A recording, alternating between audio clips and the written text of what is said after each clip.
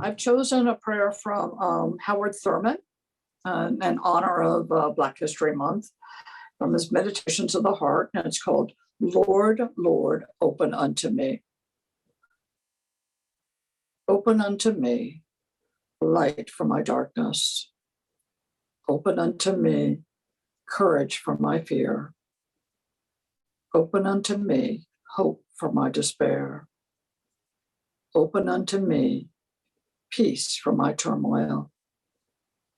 Open unto me joy for my sorrow. Open unto me strength for my weakness. Open unto me wisdom for my confusion. Open unto me forgiveness for my sins. Open unto me tenderness for my toughness. Open unto me love for my hates. Open unto me thyself for myself. Lord, Lord, open unto me. Amen.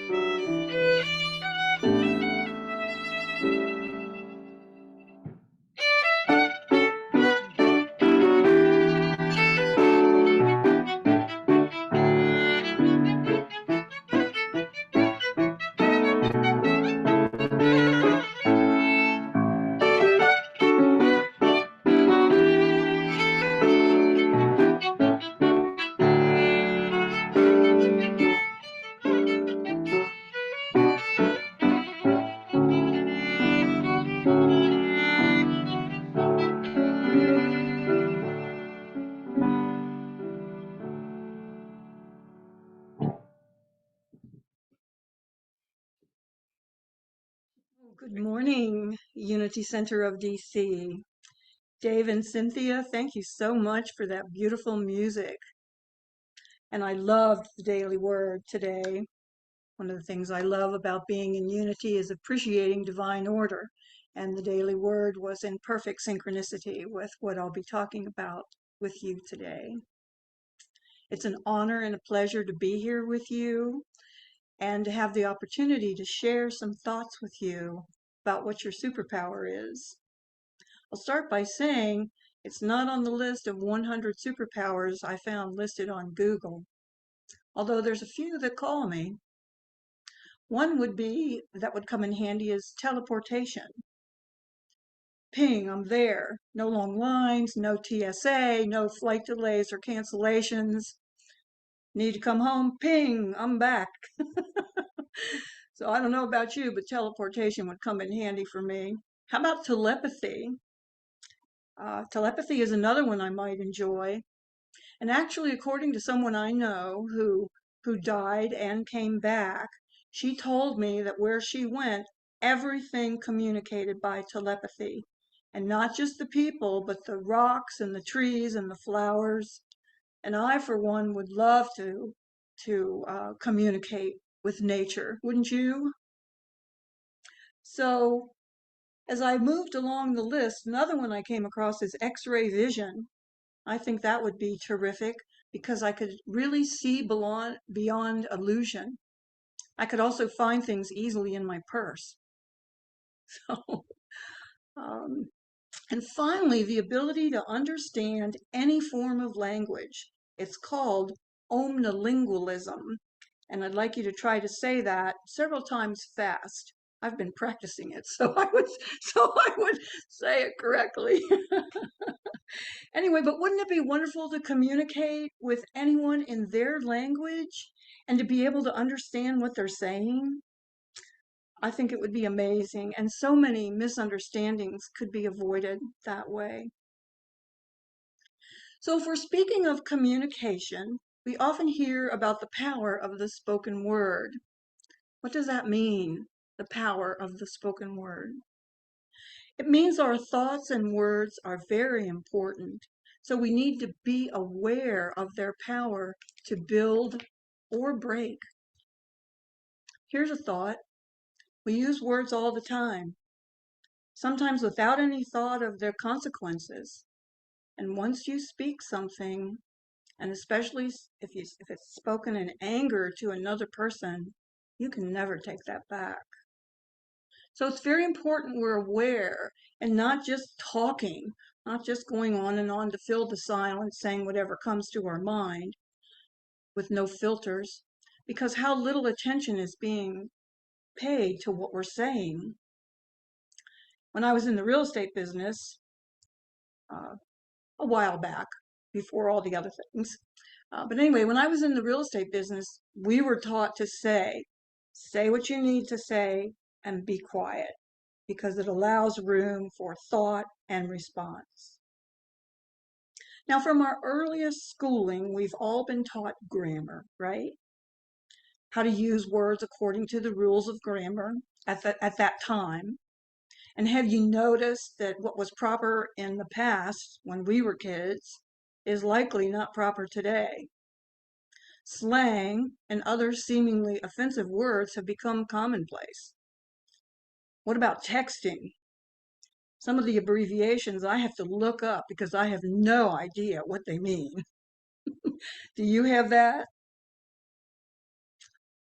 So one example of this is the word woo-woo. Anybody familiar with the word woo-woo? Okay. It was once a slangy kind of word that was a put down to anybody that was new age or any kind of a new age practice or new thought practice. Did you know that now it's in the dictionary? It's in Webster's dictionary. Now the definition is still just a little bit of a slanted definition. They define it as being dubiously or outlandishly mystical, supernatural, or unscientific. We know the dubiously comes from those who are not familiar with spiritual concepts like we are. And those are now being proven by science. But these people also that defined it are not comfortable with what might seem supernatural because they've been taught to believe that there's no such thing. So going back to what we were taught, grammar, we were not taught how those words affect us. Never taught our choice of words had anything to do with our experience. Certainly not taught that thoughts become words that have the power to create, to shape our lives. Nobody taught me that. Nobody taught me that what I was giving out would be returned to me. So when we talk about the golden rule, what you give out comes back, we may discover that many of us were never taught we were worthy of love. It was the opposite, in fact, in many cases. We may have had little or no support from parents or family members. Siblings and other children can be cruel, we know that, with hurtful name calling, belittling comments, singling out to shame and bully. Just look what happens on the internet today with these young people. But as I recall, it was pretty intense because I was on the receiving end of a lot of this behavior, not only in my family, but at school. I didn't know then to look where they learned that behavior. I just grew to believe that I was all the small and mean things that they said. You know, things like you're stupid, you're a loser, and of course, ugly. That's always the big one, right? So my parents and teachers, I went to Catholic school. They all wanted to know why I couldn't be like everybody else. Why didn't I get A's like so-and-so? Why can't I do things that would make them proud? I would never amount to anything. And then right after that, they would tell me, well, you're a girl, so you don't even need to go to college because you'll just get married. I didn't get married till I was 30. So they were wrong about that. So when you hear that kind of language, when things like that are spoken to you, how can you be motivated? How can you be everything they want you to be if they tell you you're not going to be that? It's pretty conflicting. And all the while, they think they're doing the best for you. They don't know how deep-seated the pain is from words like that. And being dutiful children, we were taught to listen to our elders. We took in all those words and comments, and now say the same, sometimes worse, to ourselves. At least I did. I came to believe I was only acceptable if I behaved correctly, didn't have an opinion about how I was treated, and towed that line. Well, does that sound familiar to anybody? Anybody have that experience? You can fill in your own blank of you are only acceptable if you were ... because everybody has something that's different. Yet we all know that that has nothing to do with our deep inner self-worth. As my parents' social drinking slid into alcoholism, my life got worse. I experienced physical, emotional, mental, and sexual abuse. I was always different from my brothers and sister, very exuberant, and I sang everything, walking around singing all the time. And for some reason, this was offensive. They just didn't like that one bit. I guess I was too happy. I remember even the early message when I was little, were that I was weird, melodramatic, and not okay the way I was. Instead of celebrating my expressions of joy, the response was to shame me. Add this to the other negative messages, and that all became the basis of my self-talk. A mental atmosphere that I was not okay, not enough, and my happy place of singing was crushed. When we're belittled, life can come to mean very little. If we experience love and appreciation and support, life can be a wonderful present. Needless to say, I was very unhappy and angry for a long time. I learned, though, from coming to Unity, that now that we're adults, it's up to us to choose. Do we want a wonderful present or be unhappy and unfulfilled? It's easy to continue to blame our parents or them, whoever they are. making it all their fault. And we can stay stuck there if that's our choice. But those thoughts and words do not bring freedom. How can you find your power when you're giving it all to them? One of our greatest powers, not our superpower though, but our greatest powers is our words. And it's taking responsibility for the words we say. Kind of scary though, isn't it? I know it was for me because I was learning that whether we accept it or not, the thoughts we think, the words we speak are constantly creating our future, shaping our lives. If we want to be happier and more fulfilled, we have to take responsibility for our lives and be responsible for what comes out of our mouth. Think about this. And in writing this talk, I became very aware. What's the first thing you say in the morning? Is it good morning, God? Or is it good God, it's morning? And what's the second thing? And what's the third thing? Is it positive? Is it grumbling? Is it power? Is it poverty? Remember, poverty is not just a lack of money. It can be a lack of anything, any part of our life that's not flowing freely. I first heard this concept when I came to Unity, the power of my words and thoughts. It was like a curtain pulled back on a beautiful view with the sun shining and birds singing. I could change my life and be loved, be happy, be enough. It's not to say I didn't resist or forget now and again. After all, it was their fault, wasn't it? Look what they did. It was easier to blame than take responsibility. But as I continued to embrace all that is unity, the classes, the books, the healing opportunities, prayer, unity principles and beliefs, I began to learn to think and talk differently, not complain so much, not so much pity, and my life began to change. I learned about gratitude and saw that I enjoy a gratitude party much more than a pity party. People want to be around me at a gratitude party. I learned that when I slid into self-pity, life gave me plenty to be in self-pity about. And I could go to that party by myself because nobody really wanted to be there with me. Don't blame them either.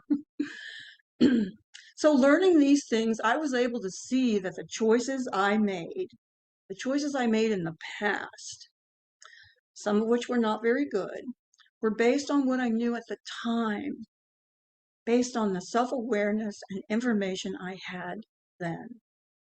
And to look back on those choices from today was not to berate myself for my mistakes, but to be grateful and see how far I've come. So I've learned to watch myself talk, because when I tell myself negative things, and that is default, I stay stuck. If I want to grow and change for the better, I need loving support. And that starts right here with me. I began to say affirmations, even if I wasn't sure I believed them. And you see, the subconscious that runs the whole show doesn't know or care if you believe what you're saying. It just takes in what you're saying and makes it so. Affirmations are overwrites to all those negative, belittling messages that were aimed in the past. Affirmations are a way to feel safe in the new thought way.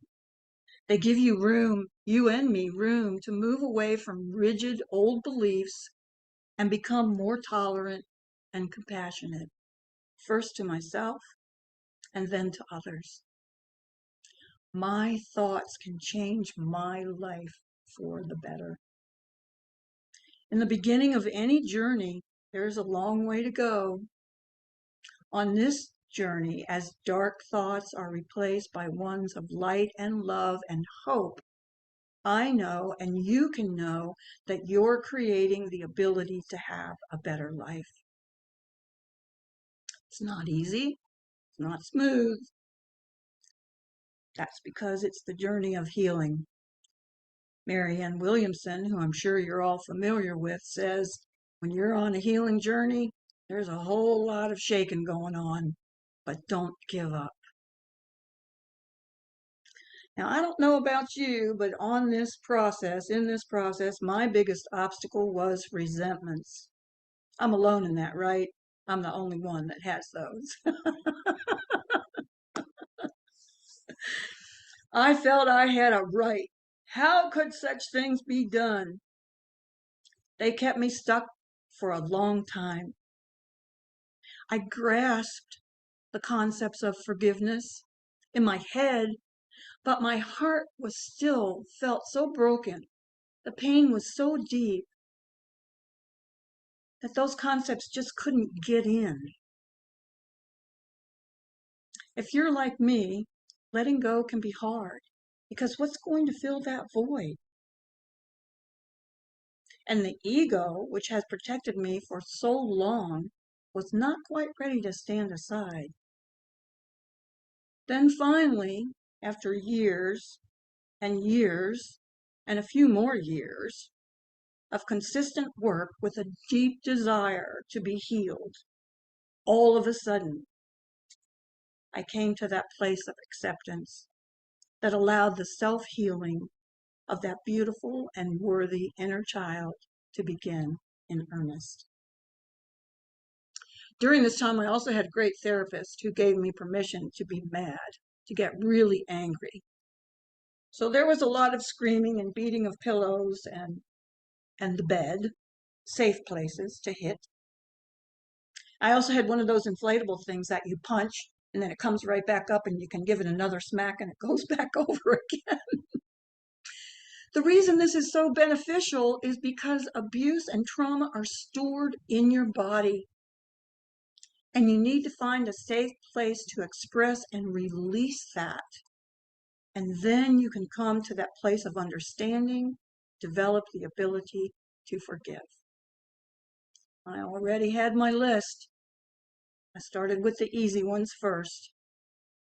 The neighbor who slighted me, the person who disrespected me, someone who tried to take advantage of me. You know, the ones that don't really matter too much, but still said or did hurtful things. As my forgiveness muscles grew stronger, I began to work on the harder ones. I saw this daily card for empowerment, self-empowerment one day, and it said, make your haters your motivators. I thought that was great. That's one of my little mantras. Since I came to Unity for the very first time on Father's Day, looking for healing, you can guess who was near the top of my list. And I've learned through practice and with supportive friends and a really good therapist to explore what I knew of my parents' childhood. How were they brought up? What shaped their lives? What were they taught to believe? And then, to the degree I was able to, I looked at their parents, and the parents of those parents. And when I did that, and I was able to see and understand, it enabled me to really begin the forgiveness process. Think of it this way. If you were walking down the street and someone bumped into you and didn't even say excuse me and just kept on walking, you'd be ready to turn around and really let them have it, right? And then you see they're blind. What happens then? Complete turnaround. So by seeing and understanding where people might be coming from, it doesn't condone what they did by any means, but it does help you understand and it does help you to forgive. Understand and forgive, doors open. Misunderstand, no forgiveness, doors closed. You're like me, you may just want to be released from the bondage of something that happened a long time ago. because it wasn't okay. And as we forgive others, the willingness to forgive ourselves gets easier and easier. As I forgive myself, I can trust myself to take better care of myself. I begin to see that I don't have to be bad or wrong to want to change. I want to improve the quality of my life. It's all about making peace with myself on an inner level, to accept and love who I am, perfectly imperfect. It's not always easy, but it's always worth it. And so, my friends, while thoughts and words are very powerful, your superpower is to forgive. It may not make the internet list of superpowers, but to my mind, to forgive ourselves and forgive others is the best superpower we can have. And I thank you for your time and attention. Take a few letting go breaths now. Big sighs of relief. And when you feel ready, allow your eyes to close. Focus on your breathing. Notice the way your whole body expands as you breathe in and how it relaxes as you breathe out. Allow yourself to ride the gentle tides of your incoming and outgoing breath, and follow your out-breath to the place of inner stillness. We'll prepare ourselves to be open to receive the blessing of God's loving presence through forgiveness. If anyone or anything is holding you prisoner to resentment, you can choose to let go and be free, at least for these few minutes. If you like, you can ask for divine help, repeating this prayer. Great Spirit, help me forgive all those who have hurt or angered me, whether they did so willfully or carelessly, whether through speech, thought, or action, in this life or in any life. And so it is. Amen. And now, imagine the great star of light, God's loving presence over your head. Feel it raining down infinite love, mercy, healing, and forgiveness. Take in this blessing which you have asked for by imagining it. Now take this blessing in through the top of your head and let it run through and between every cell in your body. Let this great river of light wash through you the way that a river washes through the sand at its bottom. Allow it to wash away any fatigue, pain, illness, or fear, right out through the bottoms of your feet and into the Mother Earth for transformation. As the divine light washes through you, it reveals the light that has always been present in your own heart. Allow this light to expand through your body and all around you, above and below you, and on all sides. Imagine yourself totally enclosed in this egg of light, and then repeat to yourself these loving kindness blessings, first for yourself and then for others. May I be at peace. May my heart remain open. May I awaken to the light of my own true nature. May I be healed. May I be a source of healing for all beings. Now breathe in this blessing for you and others. Notice how it feels in your body. And with your out-breath, release any resistance to the healing power of forgiveness for yourself and for others. Repeat to yourself after me, I am love. There is no worthy. I am complete as I am. Take another breath in, nice deep breath in, feeling the light within you and all around you, and begin to come back to this place and time, feeling lighter, feeling loving, feeling loved. And for this we are deeply grateful. And so it is. Amen.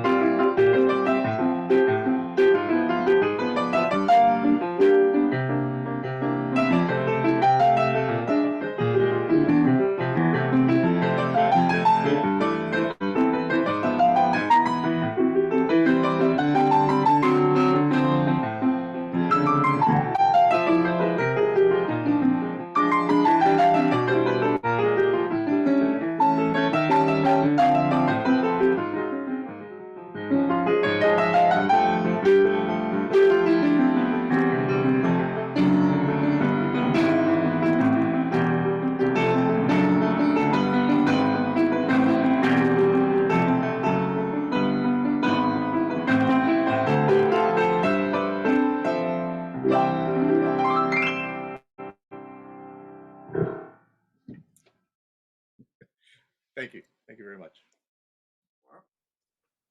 Unless a grain of wheat falls into the earth and dies, it remains just a single grain. But if it dies, it bears much fruit. Blessing the seed. I should tell you at the outset, this blessing will require you to do some work.